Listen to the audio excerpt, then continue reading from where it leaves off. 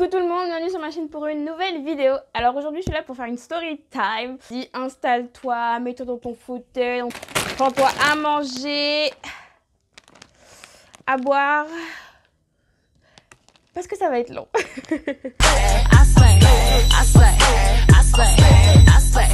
Bitch, I'm back. Je vais parler en fait d'une histoire qui m'est arrivée il y a environ 2-3 ans.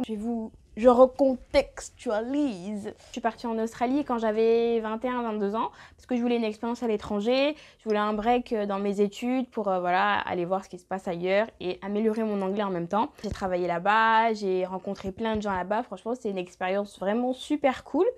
Sauf que, en fait, sur le retour, j'ai eu quelques petits problèmes. Ma dernière coloc, au début je croyais qu'on était genre 6 dans la maison, mais sauf que quand j'ai emménagé, j'ai capté qu'on était 14. J'avais une coloc anglaise, super sympa, franchement complètement tarée. Ouais, bah, un peu comme les anglaises d'habitude. Donc on va l'appeler Jessie. Et donc on va dire, elle sortait avec un mec, genre sur tous les mecs qu'il y a en Australie, la meuf, elle sortait avec un Renoir de Paris.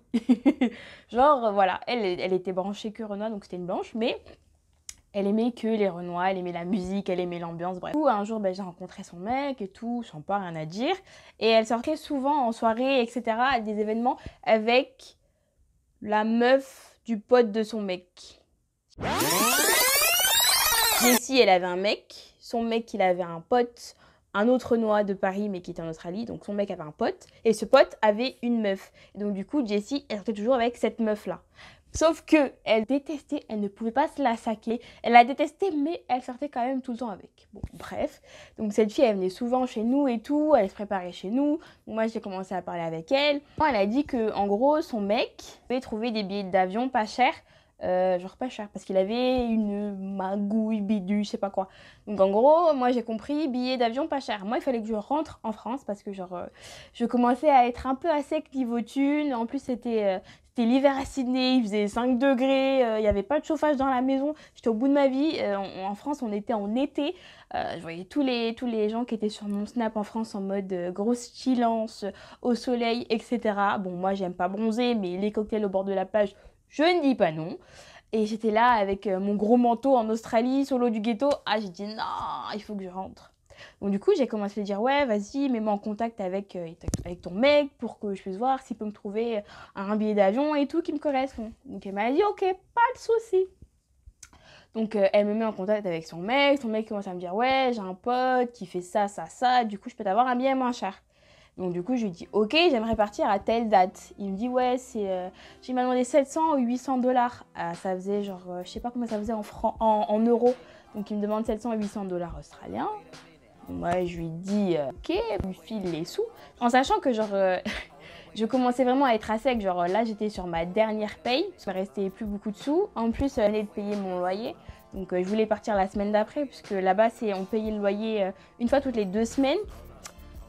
Et donc du coup genre j'avais plus de thunes pour payer mon loyer, genre j'avais payé mon dernier loyer, donc ça veut dire qu'il fallait vraiment que je taille la route, que je me casse. Donc il me dit ok, par contre il me dit le billet tu l'auras genre à la dernière minute. Hein? Genre ça veut dire un jour avant de partir, 2 jours avant de partir, ça veut dire quoi? Il me dit ouais non je sais pas mais tu l'auras à la dernière minute. Bon je me dis bon ok d'accord on verra, donc je continue, bon moi je fais mes affaires, je dis à tout le monde ça y est je rentre la semaine prochaine, ils sont tous contents, ils disent ouais enfin tu reviens nanana. Donc voilà, je vis mes derniers instants avec mes colocs. Genre, 2 jours avant le départ, je me dis bon vas-y photo, pourquoi j'ai pas de billet encore? J'envoie un message, il me dit ouais non attends. Donc ok j'attends.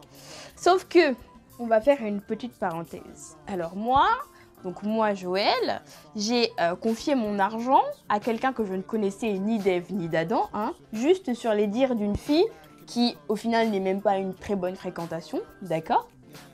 Sauf que je vais vous raconter l'histoire de ce mec, donc le mec de la fille là. Et donc du coup on va l'appeler Jordan. Ouais, on va l'appeler Jordan. Alors Jordan, donc déjà c'est un mec qui a fait de la prison en France. Donc moi, j'ai donné mon argent à un mec qui a fait de la prison. Bon, passons. Tout le monde peut changer, nanana. Oui, s'il faut, c'est juste des erreurs de jeunesse. Ok, bon bref. Sauf que Jordan, à la base, il avait une femme il y avait une femme en France qui l'attendait pour se marier. Donc voilà, mariage traditionnel, musulman, tout ça, parce que je crois que c'était un Malien, je sais plus. Donc Jordan avait une femme en France qui attendait le mariage, tu vois. Sauf que Jordan, à Sydney en Australie, il avait une go. Genre, il avait sa go. Donc voilà, il avait sa femme en France, sa go en Australie. Et donc un jour, du coup, je parle avec sa meuf, parce que c'était une Française, donc du coup, elle me parle. Et elle me dit, ouais, que en gros, Jordan, avant de se mettre en couple avec elle, et ben, Jojo, il a fait quoi? Et ben, il a engrossé une meuf. Bon, ça arrive. Donc le jour où la meuf lui envoie un message, dit, ouais, je suis enceinte. Qu'a fait Jojo? Qu'a fait Jojo? Jojo l'a bloqué. Jojo a bloqué la meuf de tous les réseaux sociaux. Genre, c'est même pas, ils discutent, ouais, soit t'avortes pas, nan. Non, il l'a bloqué. Non, le respect était mort déjà à cette époque-là. Ouais. Donc, le gars, il a juste bloqué. Donc, en fait, il savait même pas si la fille, elle avait gardé l'enfant, s'il avait pas gardé l'enfant. S'il faut, il a un enfant, il a 3 ans, il est pas au courant, mais il s'en fout. Jojo, il est pas sur ça. Ok, bon, on referme la parenthèse. Donc, c'était pour vous expliquer un peu à quel genre d'individu j'ai confié mon argent en lui faisant confiance. Donc, déjà, vous dites, Joël, il te manque une case.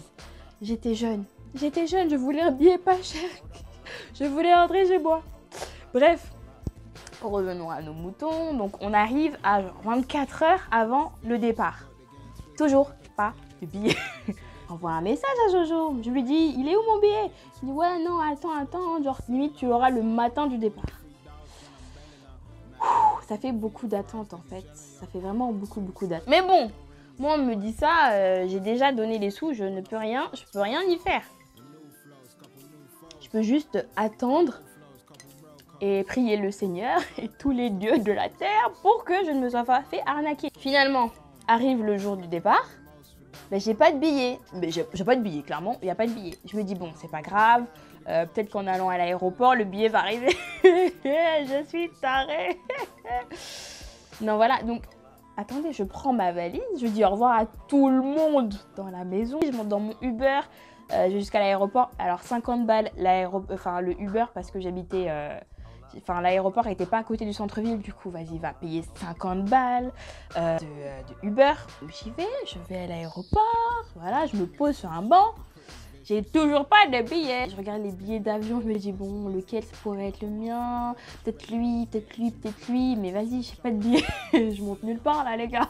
Je monte nulle part. Du coup, j'essaie de l'appeler. J'appelle Jojo. Parce que Jordan, il me répond pas. Bref, je le harcèle, le mec, je le harcèle. Mélange de rage, de stress, d'angoisse et j'ai envie de pleurer. Vous voyez le genre de combo que j'avais à l'intérieur de mon être. Là. Au bout d'une heure, parce que je suis quand même restée une heure et demie à l'aéroport, Jojo me rappelle. En mode, il vient de se réveiller, donc le gars n'est vraiment pas sur mes problèmes. Le gars n'est pas sur moi. Une vieille voix toute réveillée, ouais, j'ai eu mon pote, il y a eu un problème, vas-y, rentre chez toi. Really, nigga? Pardon, rentre chez toi, il y a eu un problème. J'ai plus de chez moi. Mon dernier loyer, il a été payé. Je n'ai plus de chez moi. Au début, j'avais envie de l'insulter, j'avais envie d'essayer de le menacer via téléphone, mais je me suis dit non Joël, c'est lui qui a ton argent. C'est lui qui a ton argent, tu ne peux pas l'insulter parce que si le gars il veut te bloquer, comment tu fais? Tu vois, t'es dans la merde.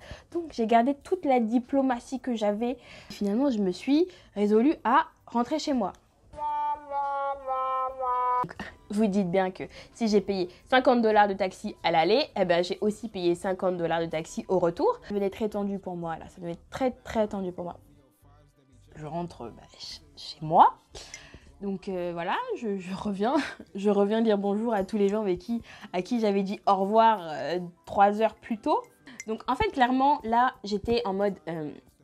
qu'est-ce que je vais dire à mon propriétaire? Qu'est-ce que je vais lui dire? Parce que je ne vais pas lui payer une autre semaine de loyer, parce que je sais même pas si je pars demain, si je pars après-demain, si je pars dans une semaine. J'étais au bout de ma vie. Je me suis dit non, qu'est-ce que je fais? Donc du coup, je me suis dit, vas-y, on va trouver une tactique. Je reviens et je lui dis comme quoi, oui, mon avion a été annulé, il y a eu des problèmes, nanana. Bref, j'invente une excuse. Je dis que je reste une nuit de plus. Voilà, je lui dis que j'aurai une nuit de plus et que demain je pars. Lui, il me dit ok, d'accord, pas de souci. J'ai gagné une nuit, vous voyez. Ça veut dire que le lendemain, je dois me barrer parce que si je suis encore là, mon discours déjà, il est décrédibilisé direct. Je suis angoissée au bout de ma vie comme never. Limite, je faisais des crises d'angoisse. Du coup, j'appelle ma mère qui me pète un câble. Mais comment t'as pu confier ton argent à un mec comme ça? Et du coup, elle passe le téléphone à mon beau-père. Mais comment t'as pu donner ton argent à un mec comme ça? Oui, les gars, je sais que j'ai fait une bêtise. Je sais que c'était complètement inconscient de ma part et que j'aurais dû faire comme tout le monde et prendre un billet sur Internet par moi-même. Mais je suis jeune, you know, je dois faire mes propres erreurs. Bref, du coup, elle me pourrit, ils me pourrissent, la terre entière me pourrit. Ma mère, alias Pitbull, elle me dit « Ouais, hein, tu vas le voir en bas de chez lui ». Ah, ma mère, elle a trop cru que j'étais je sais pas qui. Ouais, tu vas le voir en bas de chez lui et tu lui dis qu'il te rend ton argent tout de suite. Je dis, mais maman, je vais lui dire quoi? Je vais faire quoi? Moi, je suis une fille, lui, c'est un mec, il fait 1m90, il a fait de la prison. Elle me dit, non. Tu vas le voir en bas de chez lui. J'appelle la meuf du gars, je lui dis, donne-moi son adresse. Elle me file son adresse. Donc finalement, je me dis, bon, je vais aller en bas de chez lui, je vais voir ce qui se passe. Évidemment, je suis pas folle, j'y vais pas toute seule. Donc, je dis à un de mes colocs, qui était un Parisien aussi, de venir avec moi. Donc, il m'accompagne. Je suis grave gênée de lui demander ça. Parce que, vas-y, le mec, il avait autre chose à faire dans sa vie que de m'accompagner, aller m'embrouiller avec un mec. Donc, voilà. Donc, finalement, il m'accompagne. Après, arrivé en bas du bâtiment, je lui dis d'aller se cacher, tu vois, pour pas créer de tensions supplémentaires. Je lui dis, toi, tu viens que si ça dérape. Si tu vois que ça dérape, vas-y, tu viens. Mais vas-y, cache-toi là-bas. Et attends de voir ce qui se passe. Je sonne, donc le gars il descend au bout de je sais pas combien de temps. Jogging, claquettes, chaussettes, ouais y'a quoi? Ouais y'a quoi? Comment ça y'a quoi? Il est où mon billet mon ami? Tu comprends? Moi je fais ça depuis longtemps, je suis un mec réglo. C'est un mec réglo, j'ai jamais eu de problème comme ça, alors pourquoi tu vas m'embrouiller en bas de chez moi? J'ai dit non mais en fait, j'ai filé de la thune pour m'avoir un billet d'avion, tu me files pas de billet d'avion, au bout d'un moment, il faut arrêter de prendre les gens pour des cons, tu vois, genre si c'était pour m'escroquer, on va avoir un problème. Du coup il me dit ouais, le mec à qui j'ai confié les sous, tes sous, pour l'instant il répond pas. Je dis putain. J'avais la tête qui commençait à chauffer là, vous voyez vraiment la tête qui commence à chauffer, on dirait qu'elle va exploser. Finalement, on parle. Je lui parle de sa mère. Genre la meuf qui se raccroche à ce qu'elle peut se raccrocher. Je dis ouais, ta mère, elle aurait pas voulu que tu fasses des trucs comme ça, c'est pas bien. Finalement, il m'a dit ouais, tu sais quoi, ok, on va faire une chose. Demain matin, à la première heure, on va à la banque, je te file les sous. Genre, je les prends sur mon compte. Et voilà, comme ça, au moins, vas-y, voilà, c'est l'affaire, elle est réglée. Et je veux plus en entendre parler et je veux plus te voir. Moi non plus, je ne veux plus te voir. Bref. Du coup, moi, je retourne chez moi, en clandestine. Je suis dans le stress. Et là, j'ai mon ex au téléphone qui me dit « Ouais, vas-y, donne-moi son numéro, je vais le niquer, donne-moi son numéro. » Mais mon gars, calme-toi. Toi, t'es en France. Lui, il est à Sydney. Tu vas faire quoi pour moi? Si ce n'est aggraver la situation. Tu vas rien faire, rien. Donc, je rentre chez moi, j'avais une boule là.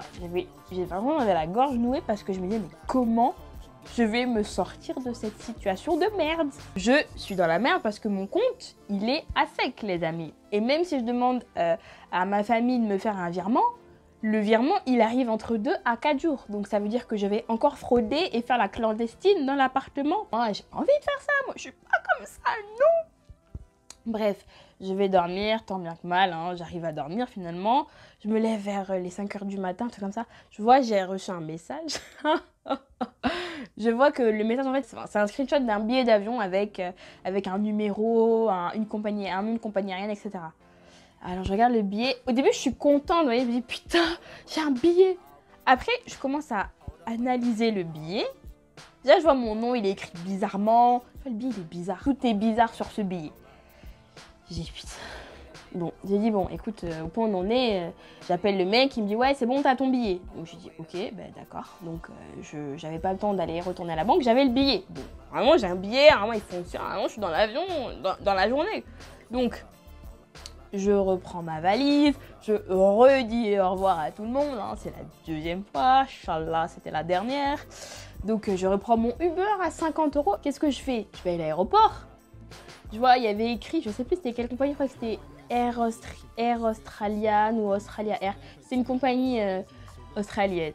Et donc du coup, ben, je m'avance, le pas vraiment assuré parce que j'étais pas sûre de prendre cet avion. Donc j'y vais avec toujours la gorge serrée, le cœur noué, les sueurs froides. J'y vais, je tends mon billet, elle me dit ah mais non, il n'y a pas de vol qui part ici. Il n'y a pas de vol qui part à cette heure-là. Quoi? Pardon? Mais il y a votre nom sur mon billet. Il y a le nom de votre compagnie aérienne sur mon billet. Pourquoi il n'y a pas d'avion qui part à cette heure-là? Elle me dit ah non, il y a pas, c'est pas nous. Non, c'est pas nous. Je connais pas ce billet, c'est pas nous. Bref, elle calcule ni la date ni l'heure. Elle me dit non, c'est pas nous, ça nous concerne pas. Elle me dit allez voir là-bas chez Fly Emirates. Alors là, j'ai cru que j'allais décéder, je vous jure. J'avais envie de pleurer. Tout le monde, ma mère, mon père, mes grands-parents, mes arrière-grands-parents, j'avais envie de pleurer tout le monde. Parce que je me dis mais comment ça? Il y a son nom, il y a le nom de sa compagnie aérienne sur mon billet et je pars pas avec elle. Elle me dit d'aller voir le guichet là-bas. Mais il y a son nom, bref. Donc je vais chez Fly Emirates. Par contre là j'y vais en mode... À tout moment il y avait les chutes du Niagara qui coulaient sur mon visage. Et la meuf elle me disait non, c'était terminé. C'était fini pour moi. C'était clairement, il y avait écrit sur ma tête, tu t'es fait avoir, tu t'es fait escroquer, c'est fini pour toi. Donc j'étais en mode, c'était vraiment l'instant charnière de ma vie. C'était soit tu t'es fait avoir, soit ça va. Il y a une fin heureuse. Je lui tends mon billet et là j'attends. Je scrute son visage, les moindres mouvements de son visage et elle me dit « Ah oui, c'est bon, allez-y, mettez votre valise. » Ah, j'ai cru que j'allais faire la danse de la joie. J'avais un billet, je rentrais en France, les gars. Je rentrais en France. Cette histoire, elle était finie. Bref, la morale de l'histoire, n'essayez pas de faire des magouilles parce que ça peut très vite se retourner contre vous. Thanks God, j'ai eu une fin heureuse, mais il y a énormément de gens qui se sont fait avoir et qui n'ont pas eu de billets, qui n'ont pas pu rentrer chez eux et qui ont été en galère. J'ai eu de la chance. Merci.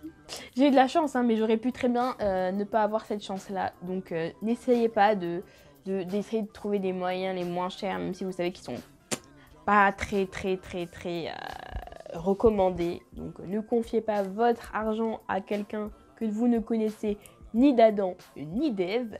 Don't do it. J'espère que cette story Sam vous a plu. Si vous avez envie de liker, vous likez. Si vous avez envie de partager, vous partagez. Si vous avez envie de vous abonner, abonnez-vous. Sentez-vous libre, ici on est à la maison. À bientôt pour une nouvelle vidéo. Ciao mes slayers.